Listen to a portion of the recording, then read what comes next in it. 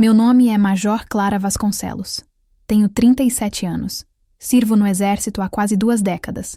E até hoje, achei que estava pronta para qualquer cenário de emergência. Já fui chamada no meio da madrugada para evacuar uma base em colapso. Já lidei com soldados em surto. Já precisei enterrar companheiros que considerava irmãos de farda. Mas nenhuma dessas situações me preparou para o que senti naquele dia, quando abri a lancheira do meu filho e percebi que havia algo errado. E o mais desesperador foi perceber que eu quase não percebi. A manhã começou igual a tantas outras. Fardamento ajustado, cabelo preso com precisão, botas engraxadas. Dei um beijo apressado no cabelo do Miguel, meu filho de 7 anos, e saí com ele no banco de trás enquanto dirigia até a escola. Ele cantava uma música idiota sobre dinossauros e biscoitos, enquanto eu revisava mentalmente as reuniões do dia.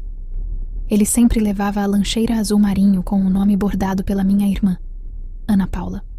Era um dos poucos gestos de carinho que ela ainda oferecia desde que apareceu de novo na minha vida depois de anos afastada. Ela vinha tentando se reaproximar desde que nosso pai morreu. Passava uns fins de semana em casa, oferecia ajuda com o Miguel, dizia que queria reconstruir os laços que o tempo tinha desgastado. Eu mantinha uma distância segura. Mas nos últimos meses, por insistência do meu filho e uma pontada de culpa mal resolvida, permiti que ela levasse e buscasse ele na escola de vez em quando. Confiei a ela algumas tarefas simples, como preparar o lanche dele naquele dia, e foi exatamente isso que ela fez. Às 10h32, recebi uma mensagem dela dizendo: "Esqueci a lancheira dele. Peguei e deixei no portão da escola. Tudo certo." Eu estava no quartel, coordenando um treinamento de instrução de sobrevivência. Sorri com leveza. Era o tipo de esquecimento comum. Ana Paula sempre foi meio desligada, dramática, mas nunca imaginei malícia por trás dos gestos. Até aquele momento, ainda achava que ela estava apenas tentando recuperar o tempo perdido com a irmã que deixou para trás, quando escolheu sumir da vida da família por 6 anos. Ao meio-dia, fui ao refeitório. Meu amigo de turma, o capitão Ramiro, estava de folga naquele dia, mas passou no quartel para me entregar um relatório antigo que ele sabia que eu precisava. Um favor banal. Eu o convidei para almoçar e mencionei que a escola do Miguel ficava próxima e que ele poderia almoçar comigo e ver o garoto um pouco. Eles se davam muito bem. Quando chegamos na escola, vi que o Miguel estava no pátio, sentado, com o rosto meio pálido, e a lancheira ao lado. Nada gritante, nada alarmante. Ele parecia um pouco mais calado que o normal. Falei com a professora, que disse que ele tinha comido quase tudo, mas estava se queixando de um gosto amargo na boca. Foi quando Ramiro olhou para a lancheira. Ele sempre teve um faro absurdo para detalhes. Parte da formação dele como químico militar. Ao abrir a tampa da lancheira e ver os restos do lanche, ele franziu a testa. Pegou uma das metades da maçã que sobrou. Olhou, cheirou e parou. Seu rosto ficou branco. Mais branco do que vi nas piores missões.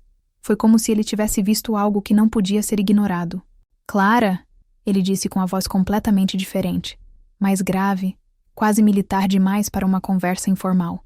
"Você precisa levar o Miguel para o pronto-socorro. Agora." Fiquei paralisada por 1 segundo. "Por quê?" perguntei. "Ele está bem. É só uma maçã." Ramiro me encarou com um olhar que nunca vou esquecer. "Não posso te dizer ainda. Mas se você não for, ele não vai sobreviver." O mundo girou. Eu não hesitei. Peguei o Miguel nos braços, chamei um motorista da base e voamos para o Hospital Militar Central. No caminho, Miguel começou a reclamar de dor de cabeça e a dizer que estava vendo as coisas meio embaçadas. Meu peito apertou como se alguém estivesse apertando minha garganta por dentro. No hospital, o protocolo de emergência para suspeita de agente tóxico foi acionado. Ramiro tinha usado o código interno ao ligar para a equipe de prontidão. Os médicos não perderam tempo. Exames de sangue, lavagem gástrica, amostras isoladas do que restava no estômago do meu filho. Eu assistia a tudo sem conseguir processar. Meu corpo estava em pé, mas minha alma parecia desconectada. O laudo preliminar veio em menos de 1 hora. E a palavra que apareceu no monitor quase me fez cair sentada. Contaminação por substância química não identificada de possível origem laboratorial. Eu sabia o que aquilo significava. Ramiro me puxou para um canto. Com voz baixa, quase dolorida, ele disse: Clara, a substância que estava nos restos do lanche do Miguel não é encontrada em ambientes civis. Ela é um derivado de um composto experimental usado em simulações militares de envenenamento de guerra. Não tem gosto forte, é praticamente incolor e pode ser fatal em doses muito pequenas, dependendo da combinação com o organismo. Você está me dizendo que alguém tentou matar meu filho? Eu perguntei com a voz seca. Ramiro não respondeu com palavras. Só assentiu. O mundo parou de fazer sentido. Minha mente começou a buscar respostas como uma máquina de combate mal regulada. Quem preparou o lanche? Ana Paula. Quem teve acesso à lancheira? Ana Paula. Quem apareceu de repente querendo ajudar? Querendo voltar? Querendo se aproximar? Ana Paula. Mas por quê? Nada disso fazia sentido. Ela era minha irmã. Era a madrinha do Miguel. Não podia ser. Mas o rosto do meu filho, pálido, cheio de tubos e monitores, me lembrava que o que pode ou não pode ser já não importava. O que importava agora era descobrir a verdade. E eu jurei, ali mesmo, de pé na enfermaria fria do hospital militar, com meu filho dormindo entre fios, que eu não sairia dali sem entender exatamente o que aconteceu. E que ninguém, absolutamente ninguém, ia encostar de novo em alguém que eu amo sem pagar o preço. Aquele foi o momento em que minha farda deixou de ser só uniforme. Foi quando virou armadura. E minha missão, daquela hora em diante, era uma só: descobrir quem colocou aquilo na lancheira do Miguel. E por quê? Porque alguma coisa me dizia que o que aconteceu ali não foi um acidente. Foi o início. O que me manteve de pé naquela primeira hora foi o instinto. Não foi calma. Não foi coragem. Não foi racionalidade. Foi puro instinto militar. O mesmo que me fez tomar a decisão certa numa patrulha no interior do Amazonas, quando o rádio falhou e a gente estava cercado. O mesmo que me fez ficar acordada por 73 horas durante um ciclone, monitorando uma barragem prestes a romper. Mas ali, no hospital, não era o uniforme que estava em risco. Era meu filho. E o que mais me apavorava era o fato de que nem mesmo toda a minha experiência em campo me ajudava a controlar o pânico que subia pelo meu peito, como se tentasse sufocar a farda junto com o corpo. Miguel estava sedado. Não dormindo. Sedado. Intencionalmente desacordado para evitar convulsões. As pupilas dele dilataram em resposta a um agente externo, e a frequência cardíaca estava instável.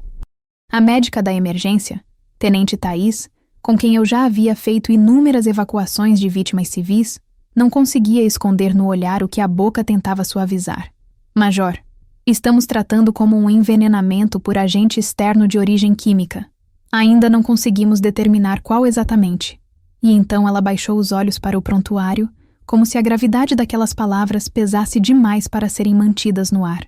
A frase, tratando como envenenamento, reverberava como uma granada mental. Eu queria gritar, queria socar a parede até sangrar, mas não podia, não ali, não com ele na maca. Ramiro me puxou para o lado, longe da equipe médica, e começou a listar hipóteses como se estivesse montando um dossiê de guerra. Base orgânica, reação enzimática, possivelmente um derivado do composto T88. Clara, isso não é acidente. E se for o que eu penso? Alguém conseguiu isso por canais que não são abertos ao público. Isso significa que quem fez isso tem acesso a material militar? Perguntei. Ou passou por uma unidade onde isso foi testado? Você sabe como essas amostras somem. Eu sabia. Sabia bem demais. O silêncio entre nós dizia tudo que a frase não precisava. Só existiam 3 locais no país onde aquele tipo de composto fora testado. E em 2 deles, eu estive. Em um deles, ela também esteve. Tentei reconstituir a cronologia mental. A lancheira original ficou comigo até a noite anterior. Eu deixei tudo pronto. A comida, o bilhete que escrevi com um carinho quase infantil dizendo: "Mamãe te ama, campeão. Hoje tem treino." Era o nosso ritual. A comida que preparei incluía arroz, frango desfiado e uma maçã cortada em corações. A lancheira estava na geladeira, identificada, selada com uma fita térmica. Mas quando Ana Paula apareceu de manhã dizendo que ia levar o Miguel e que tinha feito um mimo para ele, achei que era um gesto doce. Que ela só queria participar. Eu disse sim. Eu permiti. Na sala de observação, minha cabeça pesava como se estivesse com um capacete de combate. Comecei a tremer, mas de frio, Não de medo. As janelas do hospital estavam fechadas, mas eu sentia uma corrente gélida rastejando pelas paredes. A mãe em mim queria desesperadamente subir na maca e abraçar meu filho. A militar em mim já estava reconstruindo linhas de tempo, buscando padrões, abrindo arquivos antigos na memória. Fui treinada para fazer isso sob pressão, mas nunca pensei que seria assim, com o meu mundo desmoronando em tempo real. Foi quando o primeiro laudo chegou, impresso em papel branco, com marca d'água oficial do Exército Brasileiro, entregue nas mãos de Ramiro por um técnico de jaleco bege, expressão tensa. Ramiro leu e imediatamente passou para mim. Substância identificada como análogo do composto X34, derivado da série T88. Efeito neurodegenerativo lento, com potencial para falência renal e cerebral, se não interrompido em até 12 horas. Eu li aquilo 3 vezes antes de conseguir respirar de novo. A substância não apenas era militar, ela era experimental, cancelada anos antes por ser considerada instável demais para uso prático. Eu me lembrava da reunião de encerramento do projeto. Estava presente como observadora, porque minha unidade era uma das que estavam em alerta para testes de campo em 2015. Na época, uma das responsáveis pelos estudos laboratoriais era uma assistente civil. Cabelos castanho avermelhados, voz doce, fichas impecáveis. Nome: Ana Paula Vasconcelos. Sim, minha irmã. O choque bateu como uma rasteira no escuro. Me obriguei a levantar. Fui até a sacola da lancheira, onde os enfermeiros haviam separado os restos da comida. Peguei a metade da maçã, agora ensacada, em isolamento. Vi o leve brilho escuro na casca, quase imperceptível. Mas ali, um borrão que não deveria estar. O que antes poderia parecer oxidação agora se revelava sintoma. Um traço da mistura. Não era acidente. Não era erro. Alguém mexeu naquela maçã de propósito. E esse alguém sabia o que estava fazendo. Ramiro interrompeu meus pensamentos. Ela tem histórico de acesso a esse composto? Assenti. Mas não devia mais ter. Foi afastada após as investigações de vazamento de amostras em 2017. Ele respirou fundo. Você acha que ela pode estar envolvida diretamente? Meu estômago embrulhou. Acho que ela nunca deixou de estar. A médica voltou. Disse que Miguel estava respondendo ao tratamento de suporte, que conseguiram estabilizar a pressão, mas que ele precisaria de 24 horas de monitoramento constante e análises toxicológicas em tempo real. Eu queria agradecer, queria sorrir, mas ainda estava presa no torpor daquela palavra. Envenenamento. Essa palavra que eu vi nos dossiês de guerra química, nos treinamentos de resposta a ataques terroristas, e agora estava no prontuário do meu filho. Pedi ao hospital acesso total às imagens da escola, ao trajeto da lancheira, às câmeras internas. Eles sabiam que eu tinha patente para isso. E sabiam também que, quando uma mãe militar decide descobrir a origem de uma ameaça, não há protocolo que a pare. Em menos de 2 horas, eu já estava sentada na sala de monitoramento da escola, com o coordenador ao lado, e um mapa de horários, registros e câmeras em mãos.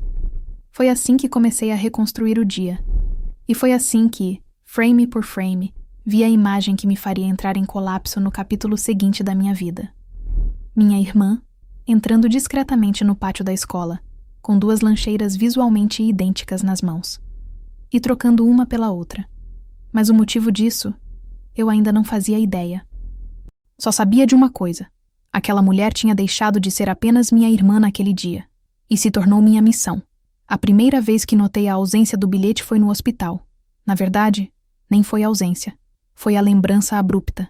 Enquanto segurava o canto da maca e assistia ao soro escorrer como se cada gota fosse um segundo de vida pingando dentro do corpo do Miguel, lembrei do papel dobrado que coloquei dentro do bolso da lancheira.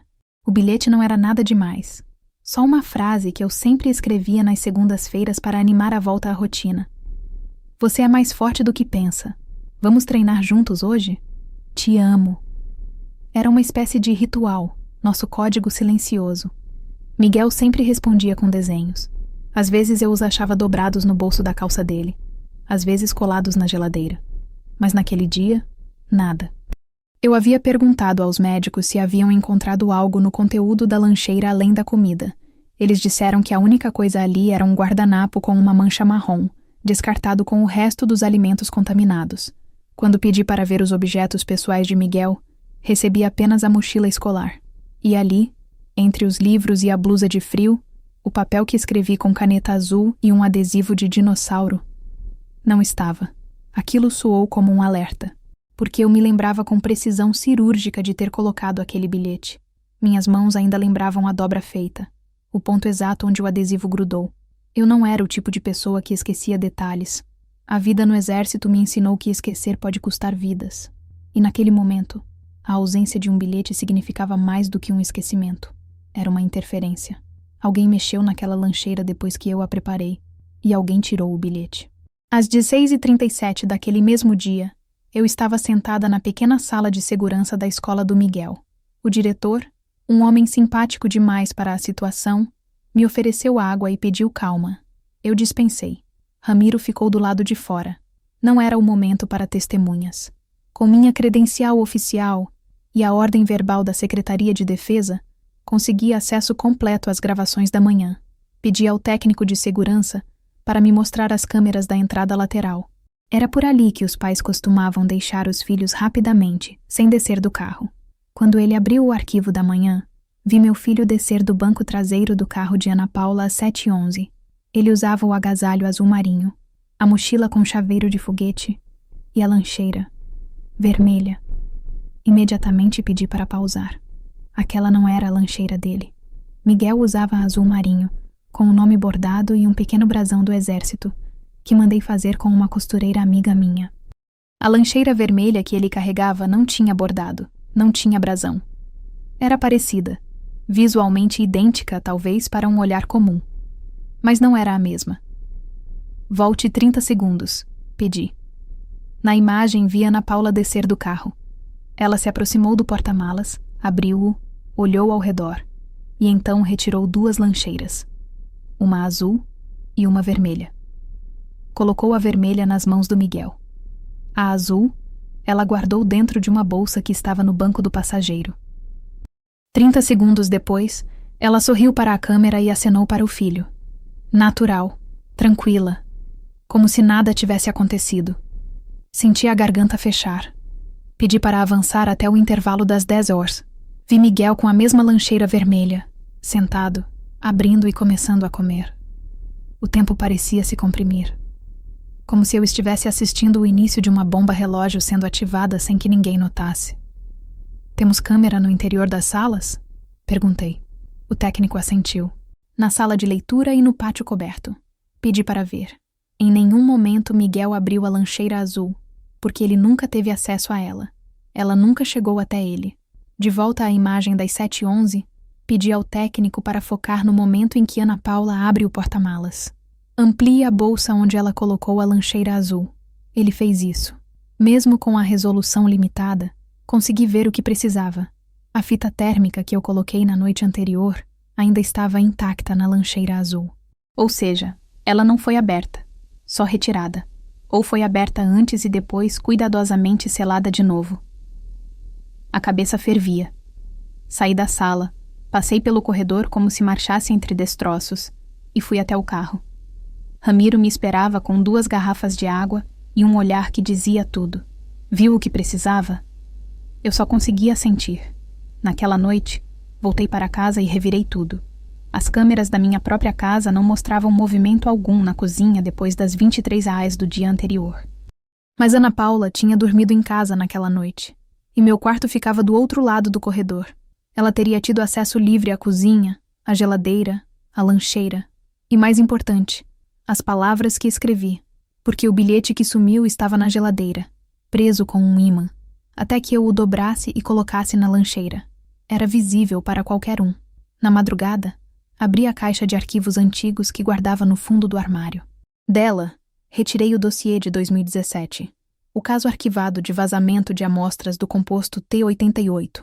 Meu nome estava ali, como observadora externa, mas o de Ana Paula estava como auxiliar de campo nível 2. Uma anotação manuscrita de um major alertava sobre comportamento excessivamente curioso e acesso não autorizado a material confidencial. O relatório foi ignorado. Fui até a cozinha e abri a geladeira. Lá, intacta, estava uma segunda maçã, do mesmo lote. Peguei, lavei Cortei ao meio. Nada aparente. Mas o medo já estava dentro de mim, como um gás invisível. Peguei a metade e guardei em uma embalagem plástica, lacrada. No dia seguinte, levaria ao laboratório do hospital, para testar, para comparar, para saber se o inferno podia ter começado antes do que eu imaginava, ou se essa história ainda ia descer mais fundo, porque o sumiço de um bilhete não era mais só um descuido, era uma tentativa de apagar uma marca de afeto, um código entre mim e meu filho. E talvez, só talvez, quem fez isso quisesse mais do que machucar. Quisesse apagar a ideia de que eu sou a mãe dele. Ou pior, quisesse me mostrar que, no fim das contas, ele não estava sendo punido por algo que fez, mas por algo que eu sou. O corpo reage ao trauma de maneiras estranhas. Uns paralisam, outros gritam. No meu caso, eu arquivo. Empacoto memórias como se fossem documentos confidenciais, lacrados, organizados em gavetas mentais. E naquela noite, enquanto o monitor cardíaco do Miguel apitava no ritmo incerto da recuperação, uma dessas gavetas se abriu, sem que eu tivesse pedido. A lembrança veio como um estalo gelado. Camila de Oliveira, o caso que sumiu sem ruído. Camila era filha de uma colega de exército, Tenente Rafaela.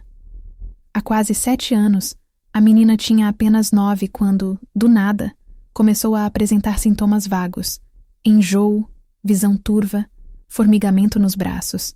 Rafaela levou a filha para o hospital e, em menos de 36 horas, Camila estava morta.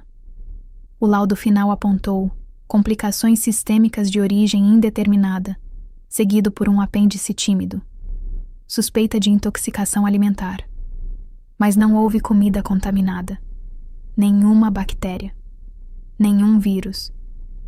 Nada. A perícia foi inconclusiva. O caso foi arquivado. Na época, eu estava lotada em um centro de apoio logístico. Não tive envolvimento direto com o caso, mas lembro da dor no rosto da Rafaela, do silêncio entre os colegas de farda, da maneira como alguns oficiais diziam que era melhor não mexer nisso. E lembro, acima de tudo, de uma conversa solta, num café da manhã de base, entre 2 sargentos que comentavam. Dizem que testaram alguma coisa nova, né? E que saiu do controle. Naquele momento foi só isso. Uma frase solta, como tantas que se perdem nas paredes de alojamentos. Mas agora, tudo fazia sentido. Miguel apresentava os mesmos sintomas iniciais de Camila. A mesma progressão rápida, a mesma ausência de diagnóstico claro nos primeiros exames. E Ana Paula estava no mesmo círculo técnico que Rafaela, naquele mesmo período. Lembro porque foi no aniversário da Camila que Ana Paula apareceu pela primeira vez no setor administrativo da base. Eu a apresentei como minha irmã, que finalmente resolveu parar de fugir de responsabilidade. Ela riu. E foi naquele mesmo evento que ela conheceu pessoas que lhe dariam acesso informal a informações que nunca deveria ter tido. Na manhã seguinte, ainda no hospital, pedi para Ramiro buscar todos os registros internos de 2016 e 2017 da Base Central de Pesquisas Químicas da Terceira Região. Ele ainda tinha contatos na área de inteligência. Às 14 horas, ele voltou com 2 pendrives, um com os arquivos oficiais, outro com cópias de protocolos que, segundo ele, não deviam existir mais. Quando abri o conteúdo confidencial, ali estava: Projeto Alfa Negativo, um código interno para testes de compostos de inibição neurológica. Segundo os relatórios, os testes foram suspensos em janeiro de 2017, após um incidente de vazamento, nunca formalmente investigado. Uma das funcionárias civis afastadas temporariamente por possível negligência de protocolo era minha irmã, Ana Paula Vasconcelos, ID técnico 882374B. O relatório interno dizia: a funcionária apresentou comportamento irregular, inclusive ausência de relatórios obrigatórios, e foi advertida verbalmente. O caso foi encerrado sem sindicância formal. Nada mais. Nenhuma punição. Nenhuma demissão. Nenhuma investigação criminal. Ela simplesmente desapareceu da lista de funcionários alguns meses depois. E reapareceu na minha vida 2 anos depois, sorrindo com caixas de bombons, dizendo que queria se reconectar. Liguei para a Rafaela naquela mesma tarde. Ela estava fora da ativa, em licença psicológica desde o falecimento da filha.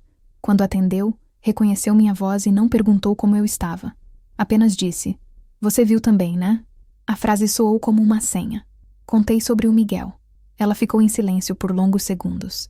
"Clara, eu tentei. Você sabe que eu tentei. Eu pedi revisão do caso da Camila 3 vezes. Todas foram arquivadas. Um capitão me chamou no canto e disse que seria melhor enterrar a dor do que ressuscitar coisa perigosa. Você ainda tem os documentos?" Perguntei. "Tudo.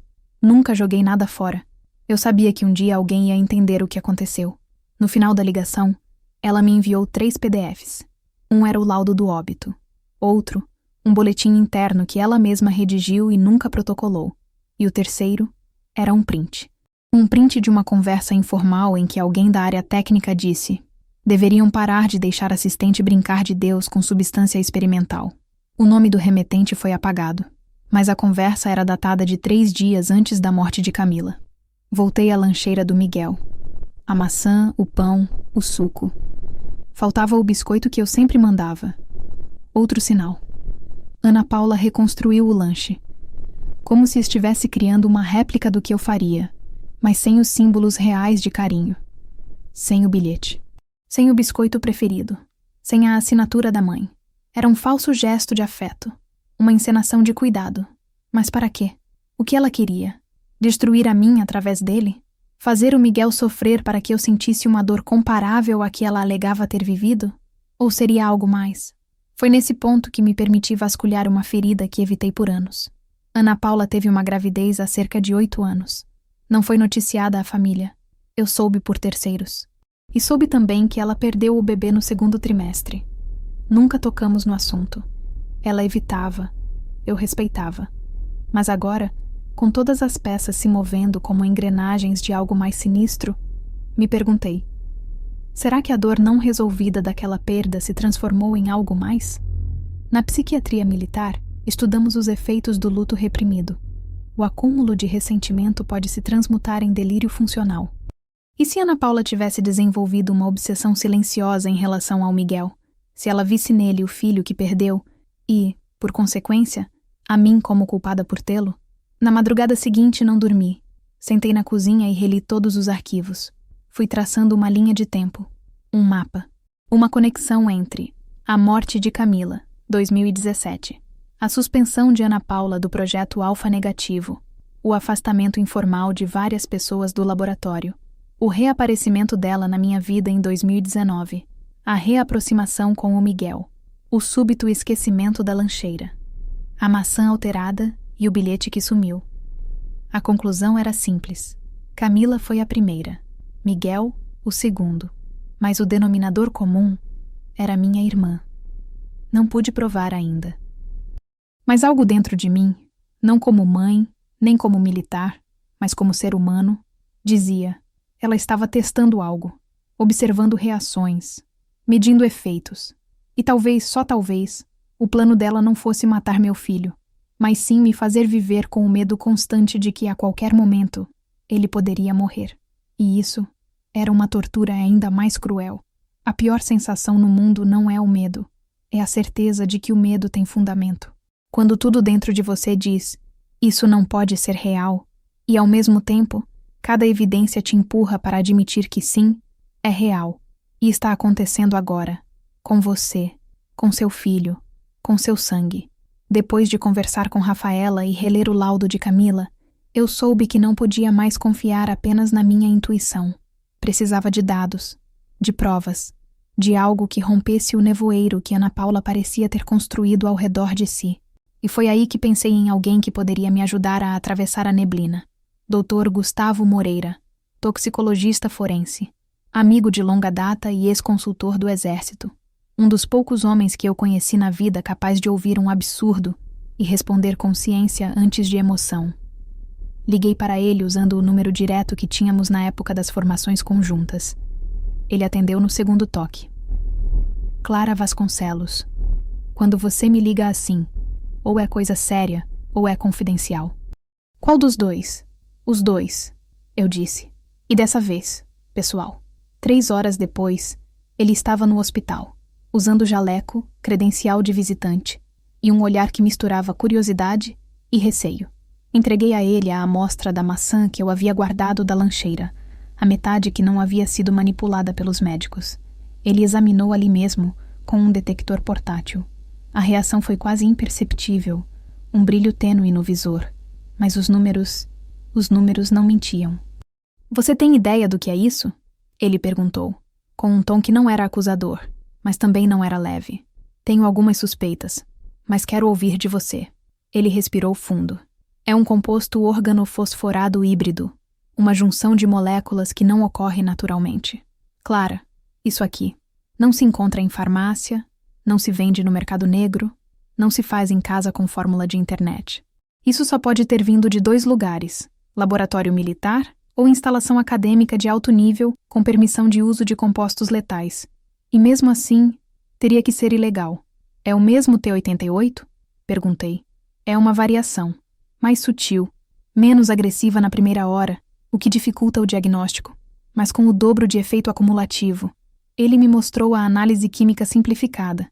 Explicou que esse tipo de composto age como um falso neurotransmissor. Engana o corpo. Faz parecer que está tudo bem, até o ponto de ruptura, onde os receptores do sistema nervoso são bloqueados de forma irreversível. Se você não tivesse trazido ele para o hospital quando trouxe, ele continuou, o Miguel estaria morto. Não desacordado, não com sequelas. Morto, em poucas horas. Sentei devagar. O sangue parecia frio. Gustavo, quem teria acesso a isso hoje? Ele não respondeu de imediato. Pouquíssima gente, mesmo em meios militares. A última versão desse composto foi descontinuada por ser considerada antiética. Não por falhar, mas por ser eficaz demais. A única base que ainda tinha um estoque controlado foi a de Monte Verde. Congelou tudo. Monte Verde? Repeti, como se duvidasse da própria memória. Sim. Por quê? Minha irmã foi alocada lá, como auxiliar civil, na época do vazamento de 2017. Ele franziu a testa. A mulher que te entregou a lancheira? Assenti. Clara, essa substância não está à venda. E só existem 2 explicações. Ou alguém a extraiu ilegalmente de uma base, ou alguém recriou a fórmula por fora com acesso total aos relatórios confidenciais. Em ambos os casos, isso é crime federal. Fechei os olhos por um segundo. Vi o rosto do Miguel, sedado, as bochechas pálidas demais para uma criança. Vi as mãos dele tentando segurar a minha, fracas. Vi Ana Paula sorrindo na cozinha, tirando o bolo do forno no domingo anterior, dizendo que finalmente se sentia parte da família de novo. Eu queria acreditar que tudo era um engano, um erro de cálculo. Mas não era. Gustavo prosseguiu. Você tem 2 escolhas agora. Pode levar isso para a corregedoria interna e abrir uma denúncia formal. Ou pode continuar investigando por fora, mas sabendo que está colocando sua carreira, sua patente e sua segurança em risco. Olhei para ele. Você acha que eu estou preocupada com a carreira agora? Ele ficou em silêncio. Sabia que a resposta era não. E tem mais uma coisa, ele disse, já reunindo os papéis. A combinação química dessa amostra sugere que ela foi preparada com precisão cirúrgica. Não foi improvisada.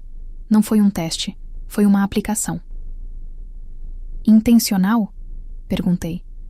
Clara, isso foi direcionado.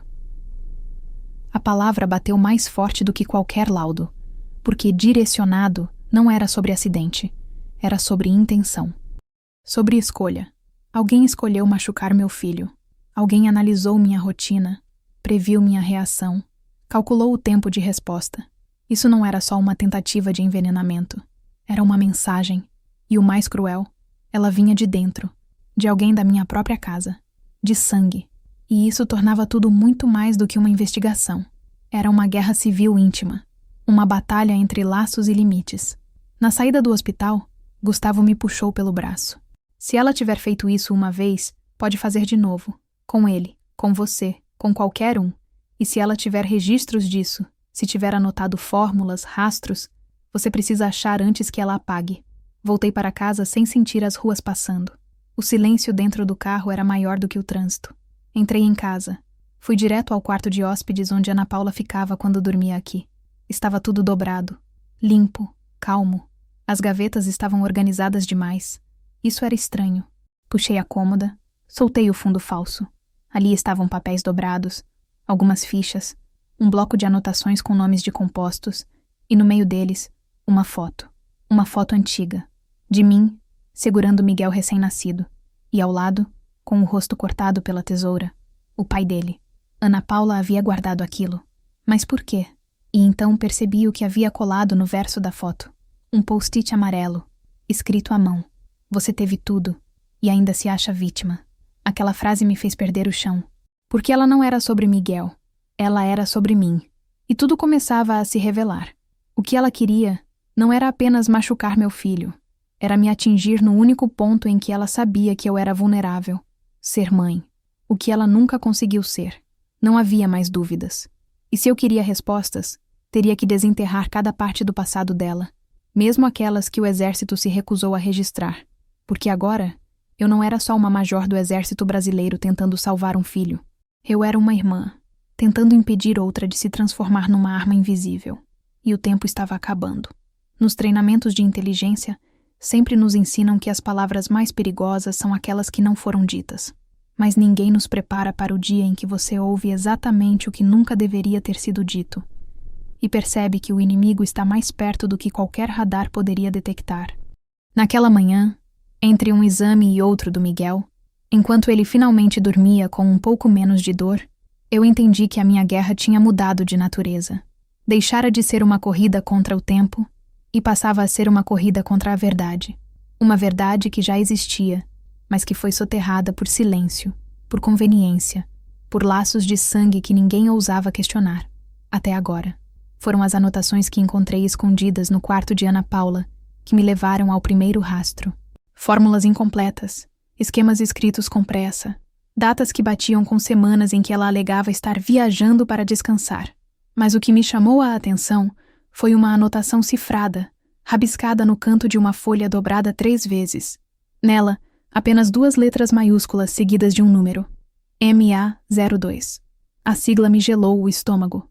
MA02 foi o nome de uma operação interna em 2014 que terminou em desastre. Uma missão de contenção biológica envolvendo um composto que escapou do controle em uma simulação de campo. 3 soldados ficaram em coma.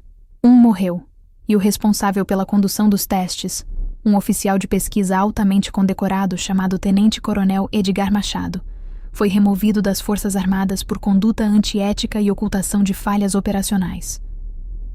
O exército, claro, abafou. Diziam que ele havia sumido, ido para o exterior, começado uma nova vida.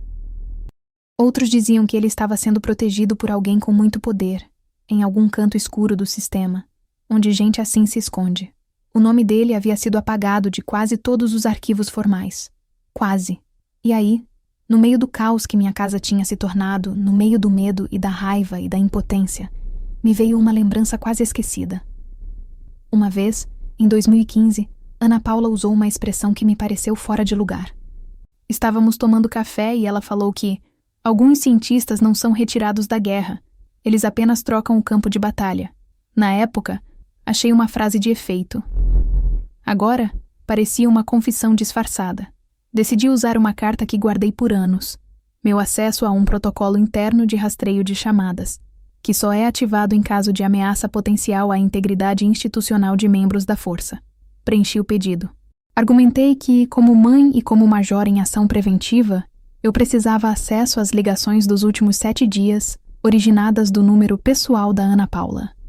A autorização veio em menos de 24 horas, silenciosa, sem alarde. A maioria das chamadas eram rotineiras, farmácia, supermercado, uma pizzaria. Mas então, às 2h14 da madrugada do dia anterior ao envenenamento do Miguel, uma chamada criptografada foi registrada. Origem, o número dela. Destino, uma linha protegida de uso restrito, sem identificação civil. O tipo de número que só aparece com autorização judicial ou via interceptação direta. Entrei em contato com Gustavo, que além de toxicologista, tinha seus contatos em segurança de dados. Pedi que rastreasse aquela chamada. O que ele me disse no fim do dia mudou tudo. Clara, essa linha está registrada como pertencente a uma empresa desativada há 8 anos. Nome de fachada. Mas o número foi realocado. Sabe quem é o novo titular? Eu não disse nada. Esperei. Edgar Machado. A voz falhou.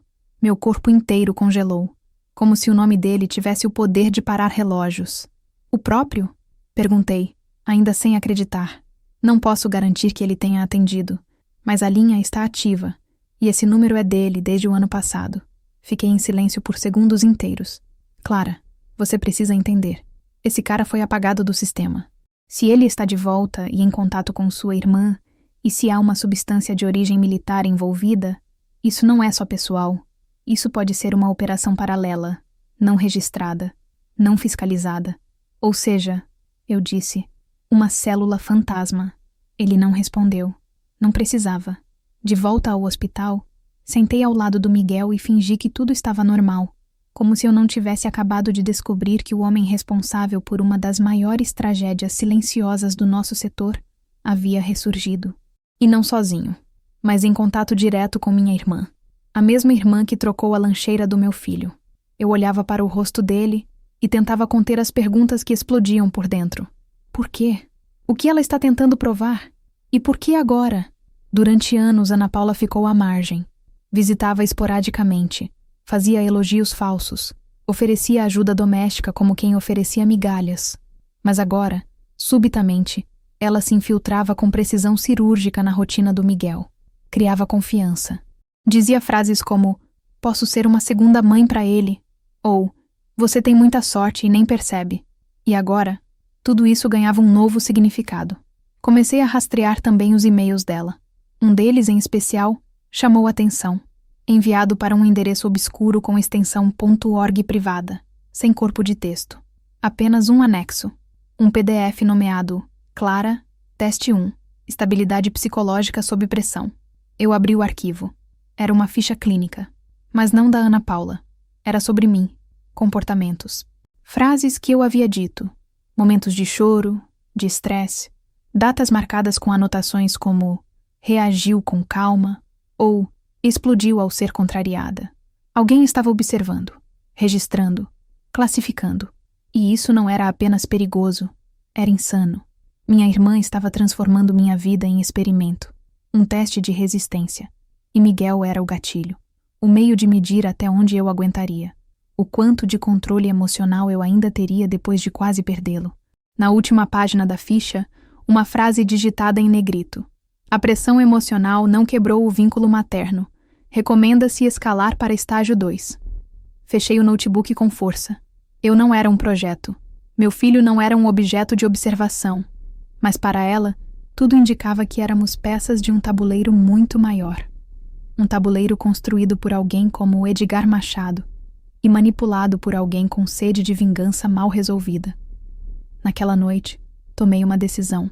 Pedi ao comando autorização para iniciar uma investigação paralela sob o protocolo Escudo de Dama, nome usado para casos onde há ameaça familiar contra militares em exercício. A autorização foi dada sob sigilo absoluto. Eu tinha oficialmente uma missão: encontrar Edgar, confrontar Ana Paula, proteger meu filho, desenterrar o que havia sido enterrado 7 anos atrás. E, acima de tudo, garantir que essa história não terminaria como a de Camila, porque agora eu sabia onde estavam as peças. Faltava descobrir quem estava mexendo nelas, e por que o próximo movimento seria feito contra mim. Toda base militar tem seus fantasmas, não os que arrastam correntes à meia-noite, mas os que assinam documentos, que decidem silêncios, que arquivam tragédias com carimbos. E quando esses fantasmas são de carne e osso, com crachás, memórias e contas em nomes falsos, o silêncio em torno deles vira uma segunda farda, uma que ninguém tem coragem de tirar. Ana Paula sabia disso. E por muito tempo, eu também soube. Mas naquela noite, com os olhos fixos no teto do quarto estéril do hospital onde meu filho lutava para se manter acordado por mais de 30 minutos seguidos, eu entendi que já não havia mais volta. Que a caixa que eu jurara nunca abrir novamente era agora a única saída. Eu havia passado os últimos dias reunindo evidências, cruzando laudos, conectando nomes e datas.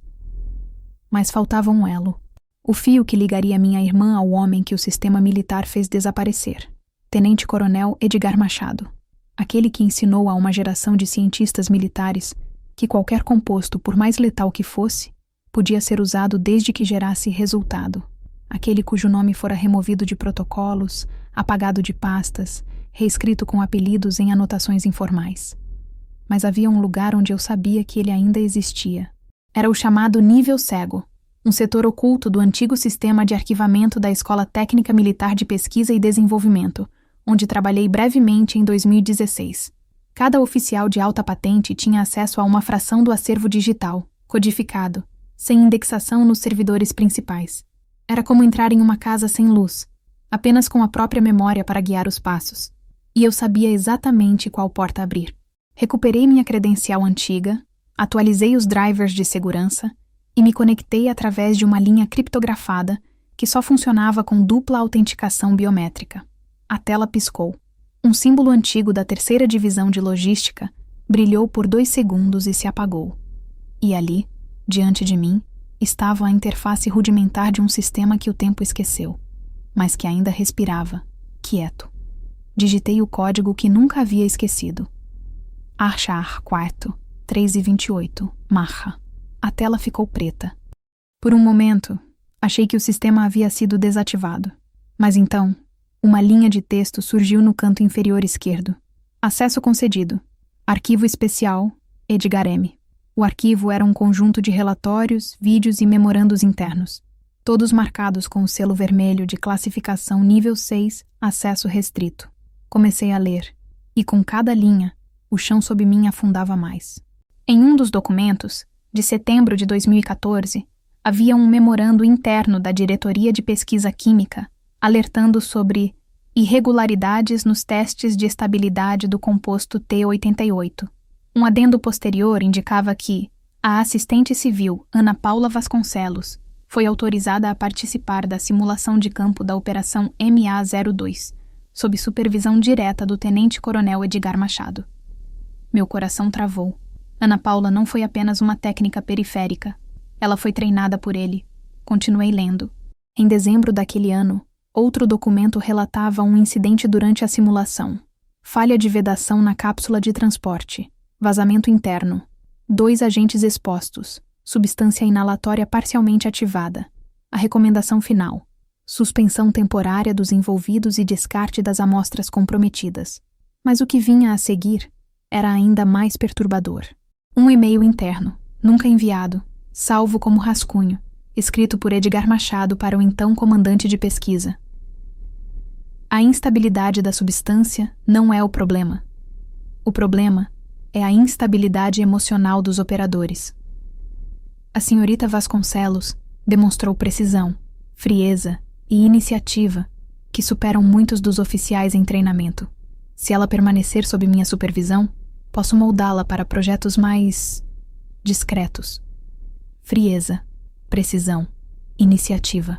Aquela era minha irmã, descrita não como alguém em formação, mas como uma ferramenta promissora. Seguia adiante no arquivo. Vídeos curtos, sem áudio, mostravam sessões de testes. Em um deles, Ana Paula aparece em um laboratório isolado, manipulando frascos com máscaras e luvas. Ao fundo, uma figura alta, de braços cruzados. Edgar. Ele observava como quem avalia um experimento, não um ser humano. Outra pasta, nomeada Para Observe CLV, chamou minha atenção. Abri. Era um conjunto de imagens e descrições clínicas. 2 nomes saltaram de imediato. Camila de Oliveira, Miguel Vasconcelos. 2 crianças, vítimas, separadas por 7 anos, unidas por uma assinatura química que só alguém com acesso ao T88 poderia replicar. E naquele diretório oculto, no meio de um sistema esquecido por quase uma década, havia registros sobre os 2. Exames, notas, reações, sintomas, tempos de resposta. Não eram apenas observações.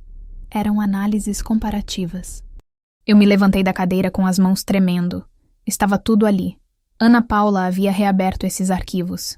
De alguma forma, ela acessou esse banco de dados que só os oficiais com acesso da época podiam alcançar. O sistema marcava a última entrada como usuário convidado, acesso externo via VPN, 14 dias atrás. Ela havia entrado. Ela havia procurado. Ela havia estudado.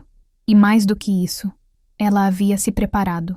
De volta ao hospital, Sentei ao lado do Miguel com o coração martelando contra o peito como se tentasse escapar. Ele dormia mais calmo agora, sob efeito de uma nova medicação. Ainda frágil, mas fora de perigo imediato. Coloquei a mão sobre o cobertor e fiz a única promessa que nunca quebrei. Eu vou terminar isso. Na manhã seguinte, protocolei a abertura de uma investigação confidencial no sistema interno das Forças Armadas, vinculando os nomes de Ana Paula Vasconcelos e Edgar Machado à reativação de arquivos de segurança classificada. E naquele mesmo dia, meu pedido foi negado. Informações insuficientes. Potencial risco de exposição institucional. Recomenda-se abordagem informal até coleta de provas complementares. Era o sistema me dizendo: se quiser fazer isso, vai ter que ser sozinha. E eu já sabia o que isso significava. A partir dali, eu deixava de ser apenas uma oficial do exército e passava a ser aquilo que mais temiam que eu me tornasse. Uma soldado com algo pessoal a resolver. Porque quando uma mulher fardada descobre que a própria irmã se aliou ao homem que matou inocentes e foi apagado da história, não restam mais manuais, protocolos ou hierarquias. Só resta a verdade. E o momento certo para expô-la. Existem verdades que não são reveladas, são extraídas. Não surgem espontaneamente. Não brotam de um momento de arrependimento ou iluminação. Elas são puxadas à força, como se fossem farpas encravadas na carne de alguém que já aprendeu a conviver com a dor. E quando finalmente emergem, não trazem alívio, trazem destruição.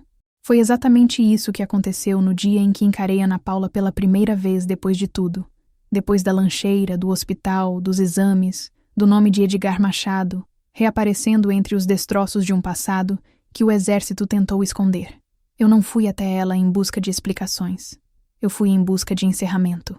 O que encontrei, no entanto, foi outra coisa. Ela estava em casa. A nossa casa.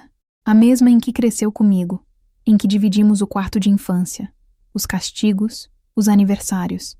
Quando abri a porta, a luz do entardecer recortava sua silhueta contra a cozinha.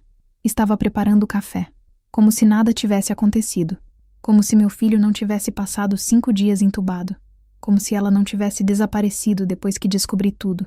Ela olhou por cima do ombro, sem surpresa, e disse: achei que você viria. Não respondi. Fechei a porta atrás de mim, lenta, e encostei na parede. Estava fardada, mas sem insígnia. Aquilo não era uma operação. Era pessoal. Era antigo. Você tem algo para me dizer? Perguntei com a voz neutra. Ela continuou mexendo o açúcar na caneca. Eu poderia negar. Poderia fingir surpresa. Mas você já sabe. Você sempre soube. Eu só precisava da sua boca dizendo. Respondi, para nunca mais duvidar de mim mesma. Ela colocou a caneca na mesa e se sentou. Só então me olhou nos olhos. Não era sobre ele, Clara. Não? Minha voz falhou por um segundo. Então o que era? Era sobre você. A frase ficou no ar como fumaça de pólvora, queimando devagar. Você sempre teve tudo. O reconhecimento, as medalhas, o respeito. O uniforme te caía como uma armadura. E eu? Eu era a sombra. A irmã mais nova. A civil. A que se perdeu. A que ninguém levava a sério. Você teve chance de recomeçar. Eu disse, sentando à frente dela. Foi acolhida. Te dei casa. Te dei confiança. Ela riu. Um riso seco. Sem humor. Você me deu piedade. Não é a mesma coisa. Você me olhava como quem olha um cão que atropelou. Com pena. E pena não cura. O que você fez com o Miguel, Ana, não tem volta. Você envenenou uma criança. Não para matar. Ela retrucou com um tom firme. Eu sabia exatamente a dose. Sabia os limites. Foi o mesmo que fiz com Camila.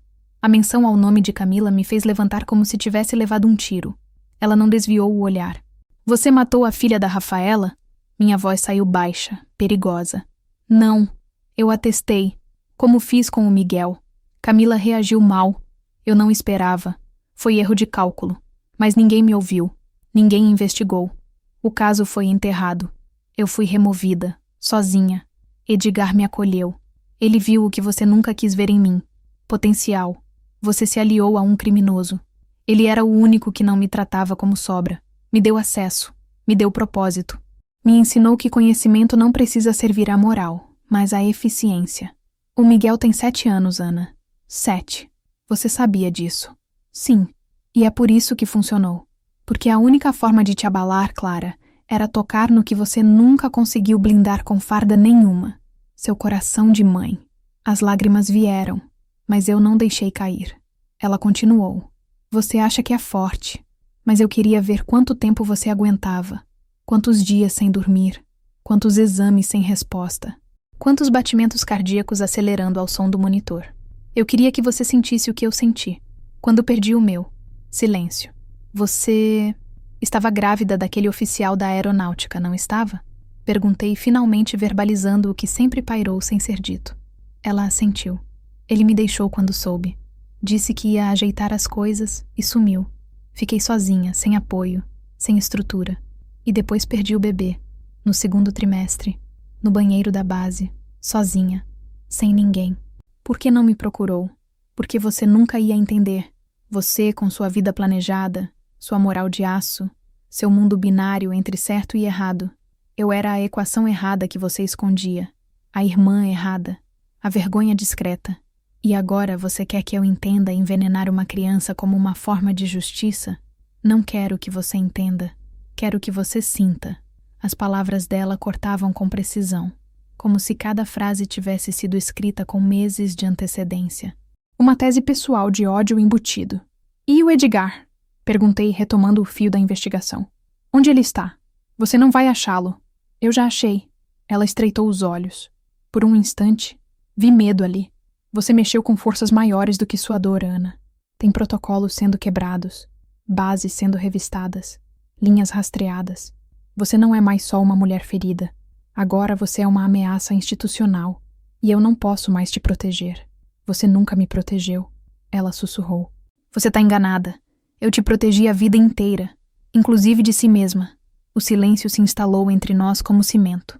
Firme, irremovível. Você vai me denunciar? Ela perguntou. Você já se denunciou, Ana. Só não percebeu ainda. Ela pegou a caneca, deu um gole e sorriu, amarga. Então faça o que tem que fazer, Major. Mas lembre-se, fui eu quem tirou o seu chão. E não precisei de nenhuma arma. Levantei devagar. Caminhei até a porta. Antes de sair, olhei uma última vez para ela.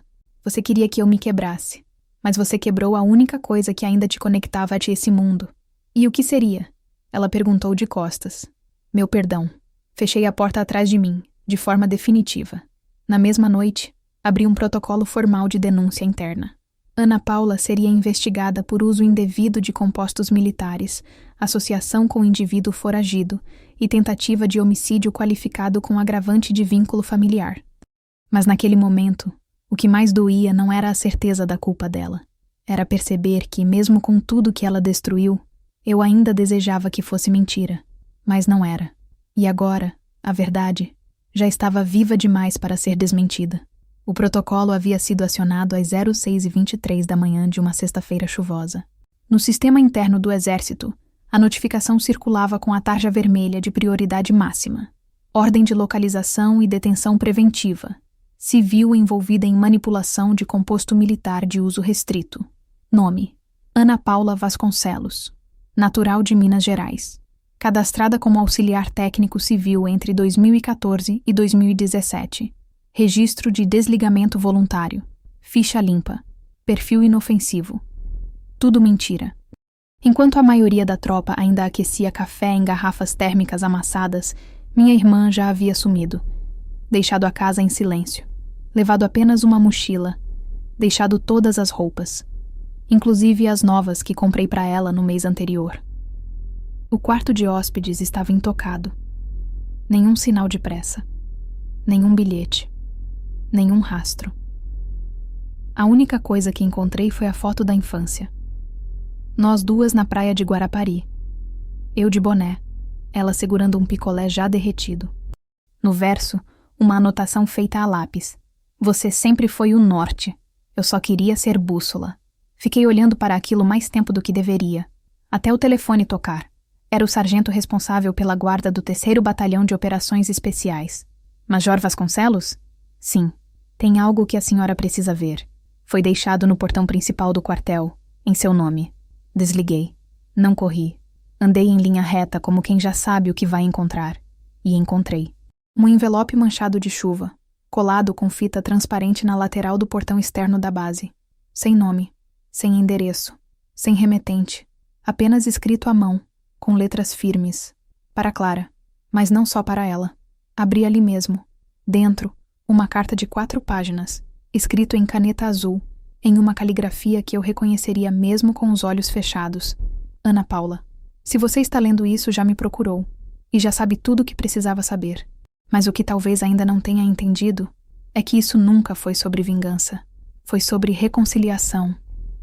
Estranha, distorcida, dolorosa, mas reconciliação. Eu precisava que você me visse. Não com seus olhos de major, nem com sua pose de mulher de aço. Eu precisava que você visse que existe algo quebrado aqui dentro. Algo que sangra toda vez que eu escuto alguém te chamando de exemplo. Porque eu também queria ser exemplo. Mas o mundo não me deu o mesmo palco. Você teve propósito. Eu tive desculpas, e mesmo assim, tentei encontrar um jeito de voltar para você. A cada linha, meu estômago se afundava mais.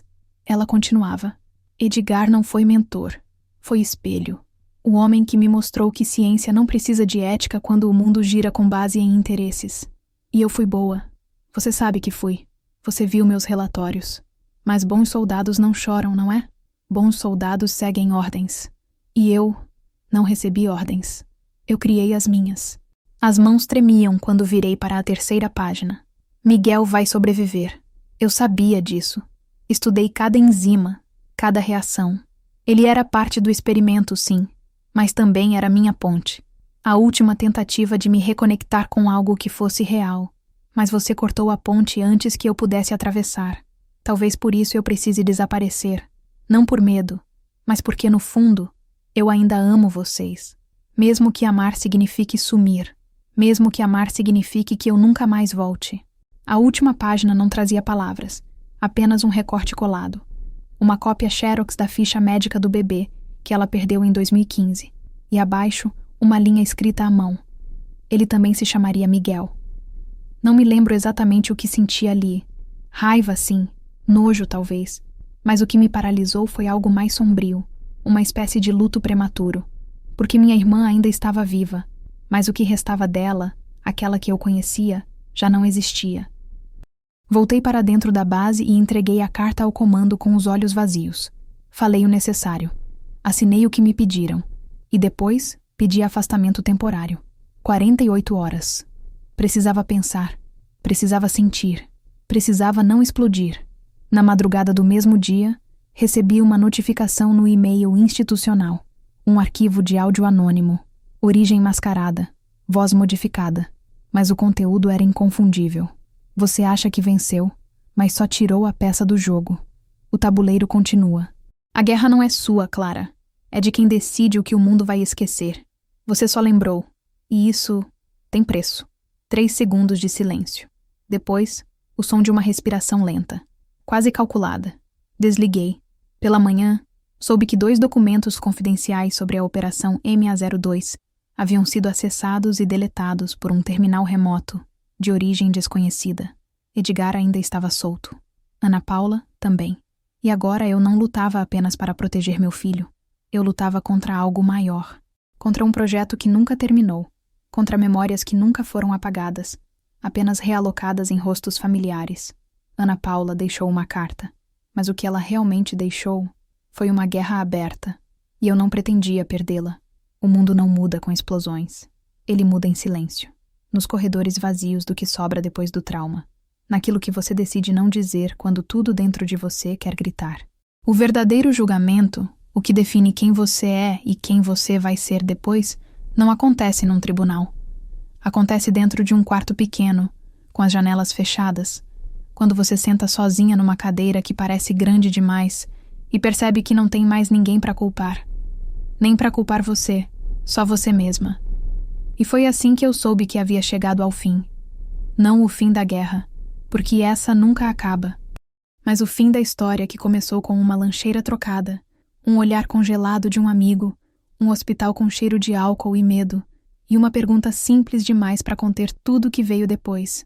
Por quê? Miguel sobreviveu, sem sequelas aparentes. Os médicos disseram que foi sorte. Eu sei que foi estratégia. A dose foi calculada. O dano, programado. Ana Paula não queria matar meu filho. Queria me desmontar. E quase conseguiu. Mas no final, ela também quebrou. E fugiu carregando os cacos de si mesma. Edgar Machado sumiu. Como era de se esperar.